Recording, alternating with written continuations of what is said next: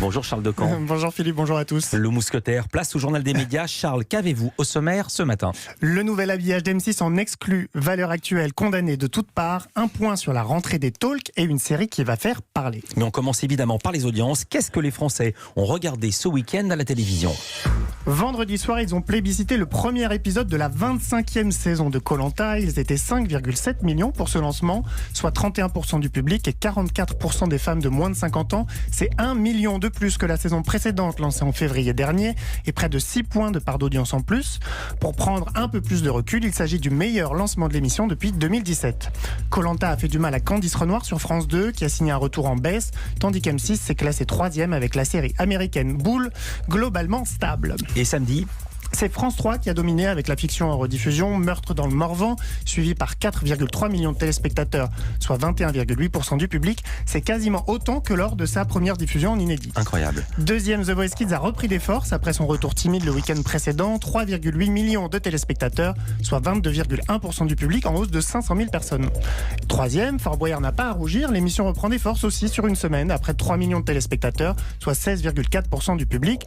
Sur la cible des femmes de moins de 50 ans, Fort Boyard talonne The Voice Kids, 24,4% pour le jeu de la 2, contre 26,1% pour le concours de chant de la 1.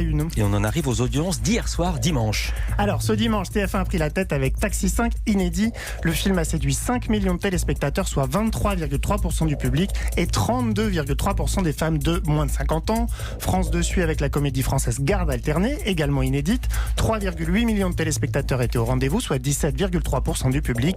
Et France 3 ferme la marche. En deuxième semaine, la série britannique Les Enquêtes de Van der Valk progresse à 2,6 millions de téléspectateurs, soit 11,6% du public. Culture Média. Et on commence ce journal des médias avec une exclusivité, le nouvel habillage sonore de M6.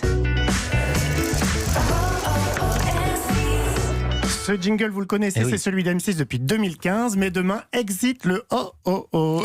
Vous le faites bien. C'était moi en fait, depuis 2015. Deuxième scoop. La chaîne va revoir tout son habillage. Alors évidemment, une partie de cette révolution sera visuelle, mais pas seulement. En avant-première, voici le nouveau jingle d'M6. Deux agences se sont alliées pour concocter cette nouvelle identité. Gédéon s'est occupé du visuel, tandis que La Plage s'est penché sur la partie sonore. Le compositeur Emmanuel Lipzig de l'agence La Plage nous explique pourquoi tout a été réduit à 2 notes. Un habillage sonore, c'est essentiellement de la signalétique, comme sur une route. Et la façon de comprendre cette signalétique sonore, elle a été totalement modifiée depuis quelques années avec ces smartphones qu'on a dans nos poches et qui émettent des sons de notification toute la journée. Et d'ailleurs, chaque application a son propre son, sa propre notification sonore qui est en réalité une signature de marque aujourd'hui. Et les gens sont maintenant habitués à ces sons très courts qui disent « Attention, il va se passer quelque chose ». Alors avec les équipes d'M6, on a emprunté ces nouveaux codes digitaux pour dépasser les frontières de l'habillage classique de la télé. Et la nouvelle signature M6, composée de 2 notes chantées, c'est une version plus humaine d'une notification. Un jingle donc sous forme de notification de portable, donc, mais aussi une autre volonté plus inattendue. Avec Gédéon, on a une réflexion globale sur le son de l'antenne. Et pas seulement sur le son de l'habillage, mais sur l'ensemble du signal sonore diffusé tout au long de la journée sur M6. Et on s'est aperçu en observant visuellement cette courbe qu'il y avait une saturation sonore et qu'il n'y avait plus de place pour les silences. Et c'est justement ces silences qui permettent de relancer l'attention du spectateur. Ça fait du bien aussi les silences. Le magazine Valeurs Actuelles a essuyé des critiques tout au long du week-end. Alors tout a commencé vendredi avec un tweet de la députée La France Insoumise Danielle Obono. Elle a dénoncé un article du magazine qu'elle a qualifié, je cite, de torchon pour avoir publié, je cite toujours, une merde raciste accompagnée d'une illustration d'elle repeinte en esclave. Alors c'est quoi exactement cet article, Charles? Alors, c'est un nouvel épisode d'une série dans laquelle le magazine imagine des personnalités d'aujourd'hui dans des situations passées afin de mettre en évidence leurs contradictions. François Fillon s'est par exemple retrouvé téléporté pendant la Révolution française et Didier Raoult en pleine Première Guerre mondiale. Danielle Obono, elle est propulsée en Afrique au XVIIIe siècle et vendue en esclavage. Et l'article est accompagné d'un dessin où elle apparaît avec une chaîne en acier autour du cou. Et les condamnations se sont succédées. Absolument, et de toutes parts, le garde des Sceaux Éric Dupond-Moretti a violemment condamné l'article. Le Premier ministre Jean Castex a dénoncé une publication révoltante, je cite, et l'Élysée a fait savoir qu'Emmanuel Emmanuel Macron avait personnellement appelé Daniel Obono pour lui faire part de son soutien. En revanche, à part un billet dans Libération, les dirigeants de presse se sont montrés beaucoup plus discrets. Et comment a-t-on réagi à Valeurs Actuelles ? La direction a d'abord présenté ses excuses à la députée dans un long communiqué. Elle dit comprendre que Daniel Obono a été blessé par l'illustration qui la représente en esclave, mais a soutenu qu'il n'y avait rien de raciste dans l'article lui-même. Ces excuses n'ont pas suffi. Geoffroy Lejeune, directeur de la rédaction, a tenté de se justifier samedi sur le plateau de BFM TV. Mais le moment que je situe, ça se passe avant la vente. Le moment dont vous parlez, c'est un moment où elle se fait mal voir par tout le village à cause de ses idées progressistes. Il y a évidemment... Non, mais encore une fois, je ne vais pas la citer, mais je l'ai sous les yeux, la phrase, on parle de ses attributs physiques. D'accord, bah écoutez, non mais enfin je veux dire, bien sûr c'est pas agréable de lire. Moi je vous cache pas, j'ai été dérangé en le lisant, mais parce que encore une fois, c'est une fiction, c'est un roman, c'est une ambiance, c'est une tonalité pour montrer l'atrocité de cette réalité. Donc oui, tout est gênant, rien ne met à l'aise dans ce papier.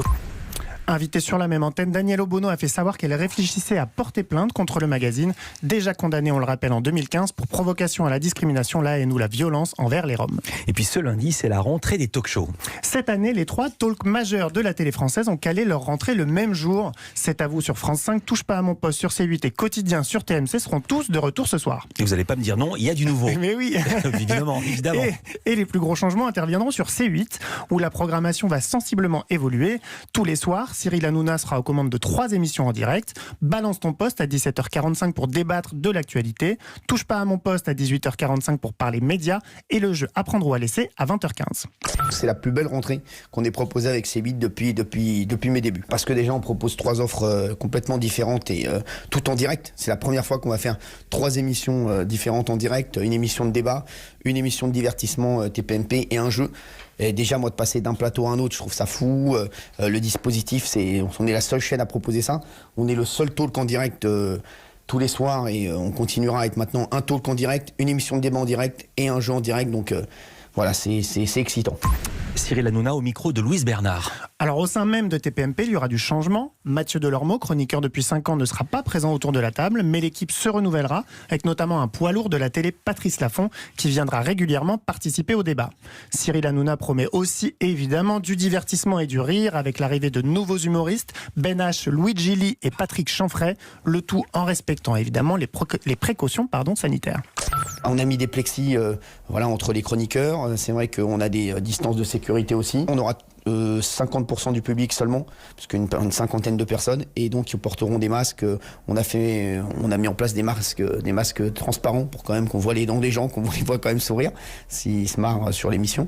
Et voilà, mais bon, c'est vrai que c'est compliqué, mais déjà on est content de reprendre, parce qu'on essaie d'arrêter pas mal de temps, content de retrouver le public. Masque ou pas masque, on va rigoler. Le coup d'envoi de cette nouvelle saison de Touche pas à mon poste sera donné exceptionnellement à 17h45 ce lundi sur C8 avec un invité prestigieux. Le grand Gérard Depardieu, l'immense, qui nous fait l'honneur d'être le parrain de cette saison. Donc on ne pouvait pas rêver mieux. On s'était rencontrés, Gérard et moi, on avait fait une interview, j'étais allé le voir chez lui il y a de ça quelques années. On s'était très très bien entendus. Et cet été, j'ai eu la chance de l'avoir au téléphone. On a rigolé ensemble au téléphone pendant 20 minutes. Et il m'a dit, tu sais quoi, j'ai envie qu'on se revoie, viens on se fait un dîner. Je lui ai dit d'accord. Et puis après, je lui ai dit, tiens, tu veux pas être le premier invité de TPMP ? Il m'a dit, vas-y, on y va. J'ai envie de délirer avec toi, j'ai envie de déconner. Donc vas-y, je serai là le premier jour de TPMP. Beaucoup de changements sur C8 ce soir donc. Corollaire, moins de changements sur France 5 alors. Oui, la rentrée de C'est à vous est la plus sage des 3. En même temps, ça peut se comprendre. L'émission a signé sa meilleure saison l'an dernier en termes d'audience. Le talk présenté par Anne-Elisabeth Lemoine sera juste marqué par l'arrivée d'Émilie Tranen-Guyenne qui remplace Maxime Switek, parti sur BFM TV.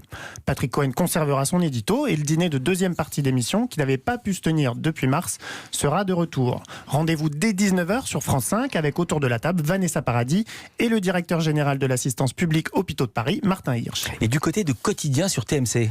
L'émission a teasé son retour ce week-end sur les réseaux sociaux. Yann Barthès a fait appel à l'humoriste Alison Wheeler qui sera toujours autour de la table cette saison pour une bande-annonce décalée.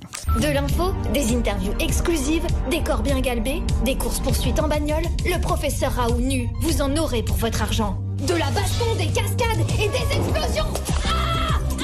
Le tout présenté par Yann Barthès. Le gars, ça fait 40 ans qu'il lâche pas la rampe, on n'en peut plus. Gna gna gna, le ciel de Paris, c'est moi Yann Barthès. Ça va, Alison ?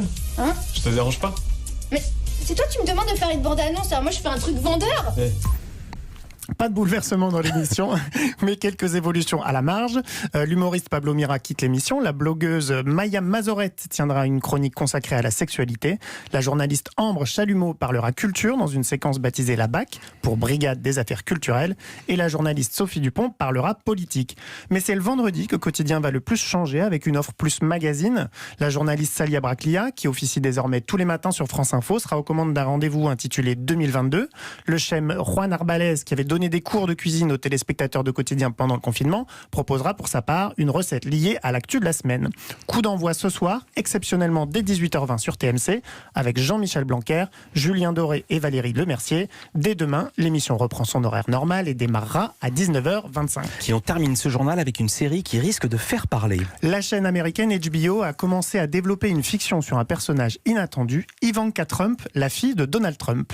Alors que le président américain se bat pour sa réélection, c'est sa fille qui sera au cœur de cette série, adaptée d'un podcast très populaire du New York Times.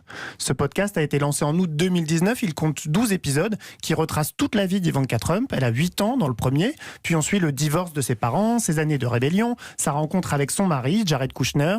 Le podcast s'intéresse ensuite à sa transformation en femme d'affaires, puis son arrivée auprès de son père en tant que conseillère à la Maison-Blanche. Et est-ce que la famille Trump va inspirer, d'après vous, les scénaristes pour les années à venir ? C'est fort probable, parce que les téléspectateurs américains sont très friands de séries inspirées de faits réels. Il y a d'ailleurs déjà des projets en cours et même un qui s'apprête à être diffusé. Ça s'appelle The Comey Rule. C'est une mini-série qui s'intéresse à l'affrontement entre Donald Trump et James Comey, l'ancien patron du FBI, viré en 2017 par le président américain. Diffusion prévue fin septembre sur la chaîne à péage Showtime. Merci beaucoup Charles Decamp pour votre journal des médias. À demain.